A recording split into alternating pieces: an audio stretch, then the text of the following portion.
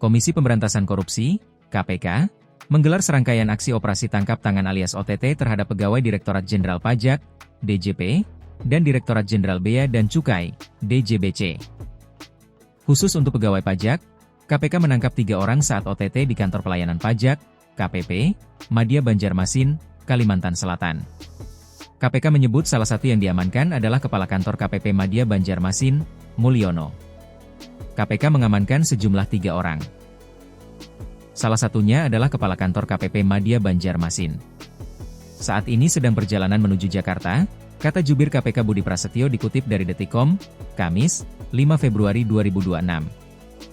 Sementara itu, untuk Bea Cukai, OTT dilakukan di 2 wilayah, Jakarta dan Lampung. Salah satu pihak yang diamankan ialah mantan direktur di Bea Cukai. Namun, KPK belum menguraikan detail identitas dan peran yang terjaring. Terkait dengan konstruksi perkaranya, yaitu berkaitan dengan kegiatan importasi yang dilakukan oleh pihak swasta, kata Budi. Menteri Keuangan Purbaya Yudi Sadewa pun telah memberikan komentar terhadap rentetan OTT yang digelar KPK itu. Ia mengaku tidak terpukul akan peristiwa tersebut. Bahkan menurutnya ini adalah titik masuk untuk memperbaiki kedua institusi. Kenapa terpukul?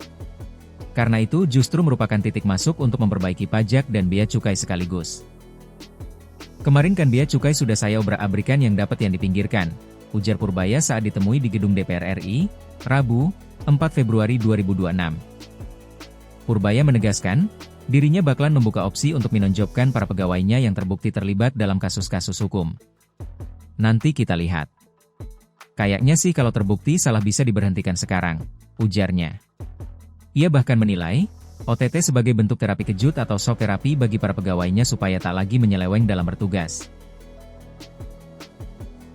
Yang di OTT di Banjarmasin dan di Lampung, yang disergap oleh KPK, ini mungkin shock terapi bagi pegawai kami, kata Purbaya saat rapat kerja dengan Komisi 11 DPR, Jakarta, Rabu, 4 Februari 2026. Purbaya mengatakan, sebagai atasan tertinggi pegawainya, ia memastikan akan terus mendampingi secara hukum terhadap para pegawainya yang terkena kasus dugaan korupsi itu.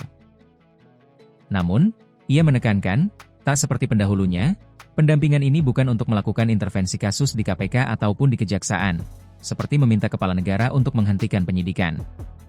Saya akan mendampingi mereka terus secara hukum.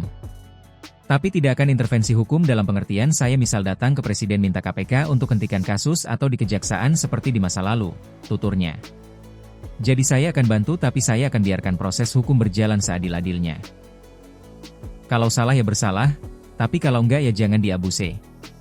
Tapi kita enggak akan intervensi hukum, kata Purbaya. Direktorat Jenderal Pajak sebelumnya juga telah menekankan bahwa mereka menghormati dan mendukung sepenuhnya langkah serta proses penegakan hukum yang sedang berjalan dan mengimbau semua pihak untuk menunggu keterangan resmi dari Komisi Pemberantasan Korupsi sebagai pihak yang berwenang menangani perkara tersebut.